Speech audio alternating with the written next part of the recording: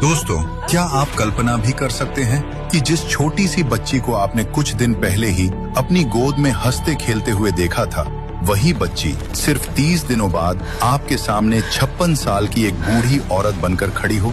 उसकी आंखों में पूरे जीवन की थकान और आपकी आंखों में बस एक सवाल, आखिर ये कैसे हो गया? उस पल का दर्द, वो सदमा, वो दिल के अंदर की घुटन, दोस्तों, ये एहसास शब्दों में भी बयां नहीं किया जा सकता।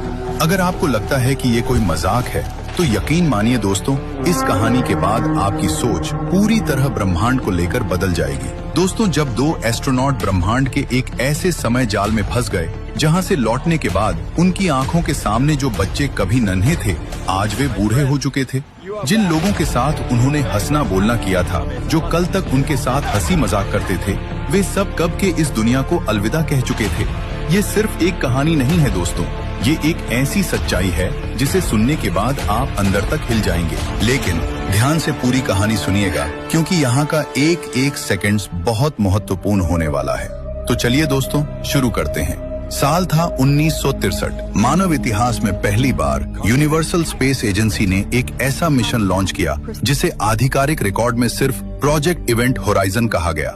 इस मिशन के लिए चुने गए थे 2 स्पेशलिस्ट एस्ट्रोनॉट, कैप्टन रोजर, एक शांत लेकिन साहसी पायलट, और डॉक्टर सोफिया, समय, गुरुत्व और स्पेस फैब्रिक पर दुनिया की सबसे तेज वैज्ञानिक। उनका जहाज डार्क स्टार एक ऐसा एक्सपेरिमेंटल स्पेसक्राफ्ट जिसकी बनावट किसी सामान्य रॉकेट जैसी नहीं, बल्कि एक आधुनिक हाईटेक क्वांटम टेक्नोलॉजी से संपन्न था, ताकि वो किसी भी सिचुएशन में फंस न सके। उनका लक्ष्य साफ था, ब्रह्मांड के उस कोने तक पहुंचना जहां गुरुत्वाकर्षण इतना शक्तिशाली है कि रोशनी तक वापस नहीं लौट पाती। उन दोनों को यूनिवर्सल स्पेस सेंटर की तरफ से सिर्फ एक ही कमांड दी गई थी, इवेंट होराइजन की लोकेशन की जानकारी इकट्ठा करना, उसके आसपास के स्पेस फैब्रिक का अध्ययन करना और वहां कुछ घंटे बिताकर सुरक्षित वापस लौट आना। लेकिन असली बात ये थी कि धरती पर इस मिशन के प्रभाव को लेकर कोई भी पूरी तरह निश्चिंत नहीं था। वैज्ञानिकों का बस एक अनुमान था कि शायद सिर्फ कुछ महीनों का अंतर पड़ेगा, शायद कुछ दिन आगे पीछे हो जाएं। मगर कोई नहीं जानता था कि जब कैप्टन रोजर और डॉक्टर सोफिया इस अध्ययन को पूरा करके लौटेंगे, तो धरती पर दिन, महीने, साल या शायद पूरा 1 दशक भी गुजर चुका होगा। समय वहां अलग चलता था और इसकी असली कीमत उन्हें बहुत बाद में समझ में आने वाली थी। लॉन्च से कुछ घंटे पहले दोनों एस्ट्रोनॉट्स को अपने अपने प्रियजनों से मिलने का आखिरी मौका दिया गया, क्योंकि कोई नहीं जानता था कि इवेंट होराइजन से गुजरने के बाद वे कब लौटेंगे या फिर लौटेंगे भी या नहीं। सोफिया सबसे पहले अपनी 1 साल की नन्ही सी बेटी को गोद में उठाती है। बच्ची उसकी गर्दन से जोर से लिपट जाती है, मानो उसका दिल जानता हो कि उसकी माँ बहुत दूर जाने वाली है। सोफिया की आंखें धीरे धीरे भर आती हैं, लेकिन वो खुद को संभालती है, अपने पति का हाथ थामती है और बहुत धीमे से कहती है, मैं जल्दी लौटूंगी, मेरा वादा है। उधर रोजर अपनी पत्नी और बेटी के बीच खड़ा था। जैसे ही उसकी पत्नी ने रोजर की तरफ देखा, वो खुद को रोक नहीं पाई और फूट फूट कर रो पड़ी। रोजर ने उसे तुरंत बाहों में भर लिया और टूटी सी आवाज में कहा, अपना ख्याल रखना माय वाइफी, और हमारी गुड़िया का भी। वो तीनों कुछ पल तक बस वहीं खड़े रहे, बिल्कुल खामोश, मानो ये पल उन्हें धीरे धीरे एक दूसरे से बहुत दूर ले जा रहा हो। कुछ ही मिनटों बाद नम आंखों के साथ दोनों एस्ट्रोनॉट्स अपने स्पेसक्राफ्ट की ओर बढ़ गए और पीछे उनके अपने बस उन्हें जाते हुए देखते रह गए। देखते ही देखते उनका स्पेसक्राफ्ट धरती की सतह से टेक ऑफ करता है और धीरे धीरे आसमान में एक चमकता हुआ बिंदु बन जाता है। दोनों अंदर से उदास थे, अपने अपनों को इतनी दूर छोड़ते हुए, लेकिन वे यह भी जानते थे कि आने वाले भविष्य के लिए ये मिशन कितना ज्यादा जरूरी है। और इसी एहसास के साथ उनका सफर अब शुरू हो चुका था। स्पेसक्राफ्ट धरती से दूर होता गया और कुछ समय बाद सिर्फ काली खामोशी और चमकते तारों का संसार उनके चारों तरफ था। दोनों एक दूसरे के सामने बैठे मिशन की गंभीरता को समझते हुए धीरे धीरे आगे बढ़ रहे थे। वे लगातार ब्लैक होल के बारे में अपनी किताबें, नोट्स और स्टडी फाइलें देख रहे थे। कभी डेटा देखते, कभी बाहर खिड़की से अंतहीन ब्रह्मांड को निहारते। उसी बीच सोफिया ने थोड़ी हैरानी और भावुकता से कहा, रोजर, ये ब्रह्मांड हमारी कल्पना से कितना बड़ा है। जब हम इसमें चलते हैं तो ऐसा लगता है जैसे एक विशाल समुद्र में हम सिर्फ एक छोटी सी मछली हैं। रोजर मुस्कुराया, खिड़की से दूर चमकते नेबुला को देखते हुए बोला, हाँ सोफिया, धरती पर तो हमने बहुत कुछ सीख लिया, बहुत खोजें कर ली, लेकिन अब वक्त है कि हम खुद ब्रह्मांड को जानें, उसे समझें, उसके रहस्यों को खोलें। दोनों कुछ पल शांत हो गए। बस यान की हल्की गूंज और अनंत आकाश का सन्नाटा बाकी था। उनके भीतर एक डर था, लेकिन उससे बड़ा एक सपना भी था। धीरे धीरे उन्हें धरती से निकले 26 दिन बीत चुके थे।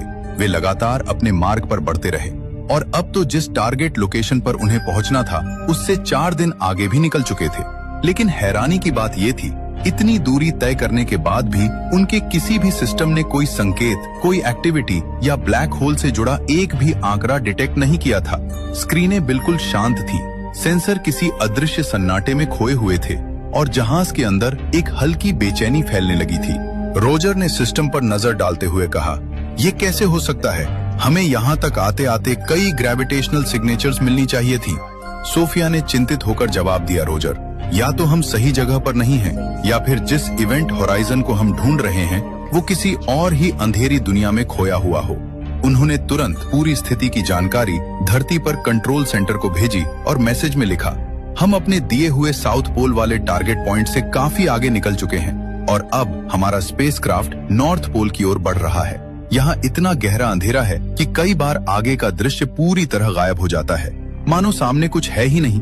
कुछ सेकंड के सन्नाटा के बाद फिर रोजर ने माइक्रोफोन में धीमी आवाज में बोला, लेकिन हम आगे बढ़ रहे हैं, क्योंकि अब इतना दूर आ जाने के बाद से बिना रिसर्च और जानकारी लिए लौटना सही नहीं है। उनका स्पेसक्राफ्ट अज्ञात दिशा की ओर बढ़ता गया और उनके सामने सिर्फ काला अंधेरा, एक ऐसा अंधेरा जिसमें खुद रोशनी भी खो जाने से डरती हो। जब उनका स्पेसक्राफ्ट नॉर्थ डायरेक्शन की ओर कुछ दूरी तक आगे बढ़ता गया, तभी अचानक जहाज के अंदर एक अजीब सा दबाव महसूस होने लगा। कुछ ही सेकंड में पूरा स्पेसक्राफ्ट तेज तेज बीप करने लगा।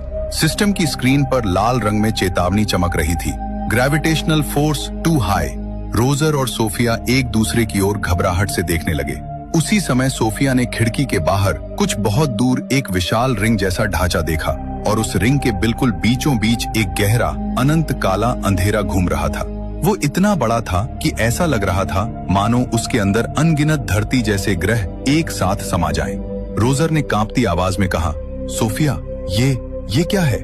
दोनों उस भयावह दृश्य को देखते रहे जबकि स्पेसक्राफ्ट के अलार्म्स और भी तेज साउंड कर रहे थे। डर ऐसा था कि कुछ पल के लिए उनको कुछ समझ ही नहीं आया। उन्हें ये भी नहीं पता था कि वे किसी खगोलीय अजूबे के सामने हैं या एक ऐसे खतरे के सामने जिसका जिक्र आज तक किसी भी बुक या किसी मिशन में नहीं था। सोफिया ने घबराकर तुरंत कहा, रोजर, ये तो ब्लैक होल है, वो भी सुपर मैसिव ब्लैक होल जो नॉन स्पिनिंग होता है। दोनों के हाथ कांप रहे थे, डर उनके चेहरे पर साफ दिखाई दे रहा था। रोजर ने जल्दी से पूछा, क्या हम सैजिटेरियस के आसपास पहुंच चुके हैं? सोफिया ने सिर हिलाया।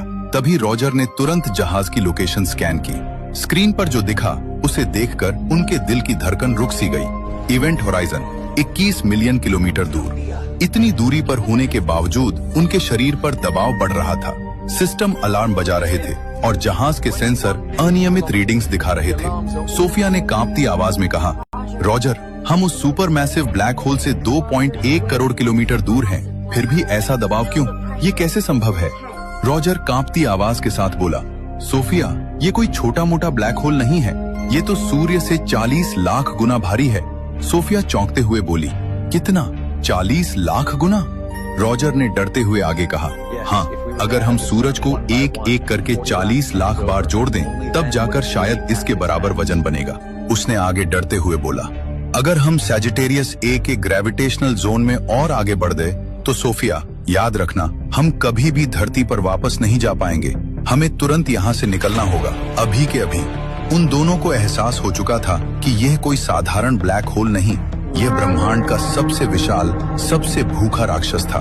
रोजर घबराहट में तुरंत स्पेसक्राफ्ट की दिशा बदलने लगा। उसके हाथ तेजी से कंट्रोल पैनल पर दौड़ रहे थे, लेकिन एटीट्यूड थ्रस्टर्स को सेट करने में उसे काफी परेशानी हो रही थी, क्योंकि ब्लैक होल की ग्रेविटी हर सेकंड और भी ज्यादा दबाव डाल रही थी। जहाज हल्के हल्के कांपने लगा, वार्निंग लाइट्स लगातार चमक रही थी और सिस्टम बार बार कह रहा था, ग्रेविटेशनल प्रेशर इंक्रीजिंग। सोफिया ने सीट पकड़ते हुए घबराकर कहा, रोजर, अगर हमने अभी दिशा नहीं बदली तो ये खिंचाव हमें अपने अंदर खींच लेगा। रोजर पसीने से भीग चुका था, आवाज कांप रही थी। मैं कोशिश कर रहा हूँ सोफिया, लेकिन थ्रस्ट कंट्रोल, ग्रेविटी इसे जकड़ रही है। स्पेसक्राफ्ट एकदम छोटे ऑब्जेक्ट की तरह ब्लैक होल की तरफ खिंचता जा रहा था और उन्हें समझ आ चुका था कि ये लड़ाई अब सिर्फ मशीनों की नहीं, जिंदगी और मौत की है। एटीट्यूड थ्रस्टर्स को सेट करके स्पेसक्राफ्ट की डायरेक्शन बदलने में उन्हें पूरे 3 घंटे लग गए। हर सेकंड जहाज कांप रहा था, ग्रेविटी उन्हें अपनी ओर खींच रही थी, लेकिन रोजर और सोफिया अपनी पूरी ताकत से उस खिंचाव के खिलाफ लड़ते रहे। आखिरकार कई घंटों की मेहनत और संघर्ष के बाद वे इवेंट होराइजन के बिल्कुल करीब से निकल गए। उस पल दोनों ने एक साथ लंबी सांस ली, जैसे जान में जान वापस आ गई हो। सोफिया कांपते हुए बोली, अगर हम ग्रेविटेशनल फोर्स के अंदर चले जाते तो हम कभी वापस नहीं आ पाते। रोजर ने भी सिर हिलाया, हमने मौत को बहुत करीब से देखा है सोफिया। वे दोनों इवेंट होराइजन के अंदर तो नहीं गए, लेकिन वे इतने पास से गुजरे थे कि उन पर टाइम डिस्टॉर्शन का प्रभाव पड़ चुका था। उन्हें लगा कि वे बच गए, उन्हें लगा कि उन्होंने सबसे बड़े खतरे को पीछे छोड़ दिया। वे खुश थे, राहत में थे, लेकिन उन्हें ये बिल्कुल पता नहीं था कि इस सफर की कीमत वे पहले ही चुका चुके हैं। दोस्तों, अगर वे दोनों समझ नहीं पाए थे कि उन्होंने अभी अभी अपनी जिंदगी का सबसे बड़ा हिस्सा खो दिया है, और इसकी सच्चाई उन्हें तब पता चलेगी जब वे धरती पर वापस लौटेंगे। जैसे ही दोनों सेफ जोन में पहुंचे, उन्होंने तुरंत धरती से संपर्क करने की कोशिश की, लेकिन हर बार स्क्रीन पर सिर्फ एक ही संदेश चमकता रहा, connection lost from Earth. Sophia अचानक घबरा गई। सब सिस्टम ठीक हैं, फिर भी संपर्क क्यों नहीं हो रहा? दोनों बार बार सिग्नल भेजते रहे। आखिरकार उन्होंने मेन सर्वर पर एक आपातकालीन सिग्नल भेजा और धरती पर पूरा स्पेस सेंटर हिल गया। वैज्ञानिक हैरान थे, इंजीनियरों की आंखें फैल गईं, कमरे में सन्नाटा पसर गया। किसी को विश्वास ही नहीं हो रहा था। तुरंत रोजर और सोफिया से पूछा गया, आप लोग कहाँ थे? आपकी स्थिति क्या है? क्या हुआ आपके साथ? दोनों ने पूरी घटना बताई, कैसे वे सजिटेरियस ए के इतने पास पहुंचे, कैसे इवेंट होराइजन के किनारे से गुजरते हुए टाइम डिस्टॉर्शन का सामना किया। कुछ सेकंड चुप्पी छाई रही, फिर धरती से ट्रेम्बलिंग आवाज में उत्तर आया, आप लोग 1963 में मिशन इवेंट होराइजन पर निकले थे और आज 2019 है। आप लोग वापस धरती पर 56 साल बाद आ रहे हैं। ये सुनते ही रोजर और सोफिया एकदम से स्तब्ध रह गए। उनके चेहरे पर सदमा, आंखों में दर्द और दिल में अजीब सी खालीपन, सब एक साथ चल रहा था। वे जिस मिशन को सिर्फ 25 से 30 दिन का समझकर निकले थे, वो धरती पर 5 दशकों से भी लंबी कहानी बन चुका था। सोफिया की आंखें भर आईं, रोजर के हाथ कांपने लगे। दोनों चुपचाप एक दूसरे को देख रहे, जैसे समझने की कोशिश कर रहे हों। हमने खो दिया है सब कुछ। इवेंट होराइजन के अंदर वे नहीं गए थे, लेकिन इवेंट होराइजन उनकी दुनिया को बहुत पहले ही अपने अंदर निगल चुकी थी। उनके अपने, उनकी परिवार, उनका समय, उनका पूरा जीवन, सब उनसे बहुत पीछे छूट चुका था। दोनों की आंखों से आंसू बहने लगे। स्पेसक्राफ्ट की खामोशी में केवल उनकी भारी सांसें और टूटते दिलों की आवाज सुनाई दे रही थी। दोनों बस अपने अपनों को याद करते हुए रोते रहे। जब उनका स्पेसक्राफ्ट आखिरकार धरती पर उतरा, तो उन्हें पहली नजर में ही एहसास हो गया कि उनकी दुनिया अब वैसी नहीं रही। हर तरफ नई इमारतें थीं, नई तकनीकें, अजनबी चेहरे, अजनबी आवाजें। उन्हें ऐसा लगा जैसे वे उसी ग्रह पर लौटे हों, लेकिन यह ग्रह अब उनके समय का धरती नहीं रहा। यह दुनिया उनके लिए एक अनजान ग्रह जैसी थी, जहां कुछ भी ऐसा नहीं था जो उन्हें उनके पुराने जीवन, उनके बीते कल या उनके अपनों की याद दिला सके। उनकी आंखों में अब उम्मीद की चमक नहीं, बस खालीपन था। एक ऐसा खालीपन जो 56 साल की दूरी कभी भी पूरा नहीं कर सकती थी। सोफिया सबसे पहले अपनी उस 1 साल की नन्ही सी बेटी को ढूंढने गई। वही बेटी जिसे उसने मिशन से पहले गोद में उठाया था, लेकिन अब वो बेटी एक बूढ़ी महिला बन चुकी थी। वो एक शांत से गार्डन में बेंच पर बैठी पंछियों को दाना खिला रही थी। जब सोफिया ने उसे देखा तो उसके कदम रुक गए, सांस अटक सी गई और अगले ही पल वो फूट फूट कर रो पड़ी। सोचिए दोस्तों, एक माँ के लिए ये पल कितना दिल को झकझोर देने वाला होगा। जिस बच्ची को उसने अपनी बाहों में झुलाया था, जो उसके लिए पूरी दुनिया थी, आज वही बेटी उसकी आंखों के सामने उम्र के आखिरी पड़ाव पर खड़ी थी। और सोफिया अब भी जवान, बिल्कुल वैसी ही जैसे 56 साल पहले थी। उसी समय सोफिया को एक और दिल दहला देने वाली खबर दी गई। आपके पति को गुजरे हुए 15 साल हो चुके हैं। सोफिया के पैरों तले जमीन खिसक गई। वो वहीं खड़ी रह गई, जैसे उसका पूरा अस्तित्व क्षण भर में बिखर गया हो। वक्त उसके लिए रुका था, लेकिन उसकी बेटी और हस्बैंड के लिए एक पूरी जिंदगी गुजर चुकी थी। वहीं दूसरी ओर रोजर भी अपने घर पहुंचा, लेकिन वहां जो सच्चाई उसका इंतजार कर रही थी वो उसके दिल को पूरी तरह तोड़ देने वाली थी। उसे बताया गया कि उसकी पत्नी कई साल पहले ही गुजर चुकी है और उसकी इकलौती बेटी, जो कभी उसके कंधों पर बैठकर हंसती खेलती थी, कुछ साल पहले ही हार्ट अटैक से दुनिया को छोड़ गई। रोजर की आंखें नम हो गईं। फिर उसे घर के एक कोने में एक छोटी सी बच्ची दिखाई गई, उसकी नाती यानी उसकी बेटी की बेटी। रोजर अविश्वास में धीरे धीरे उसके पास गया और जैसे ही उसने उस मासूम बच्ची को गोद में उठाया, उसकी आंखों से आंसू टूट पड़े। वो बुरी तरह रोने लगा, क्योंकि वो अपनी बेटी को खो चुका था, अपनी पत्नी को खो चुका था, लेकिन अब उसकी गोद में उसके खून का आखिरी रिश्ता था, वो छोटी सी बच्ची। उस पल रोजर के लिए खुशी और गम दोनों एक साथ उमड़ पड़े। एक तरफ अपनी पूरी दुनिया खो देने का दर्द और दूसरी तरफ एक नई जिंदगी को गले लगाने की उम्मीद। दोस्तों, जिंदगी में जो पल बीत जाते हैं वो कभी वापस नहीं आते, इसलिए जितना हो सके अपने अपनों के साथ वक्त बिताइए, क्योंकि किसी को नहीं पता कि कब कौन साथ छोड़ दे। और एक बार जब कोई इस दुनिया से चला जाता है तो उसकी कमी कभी पूरी नहीं होती।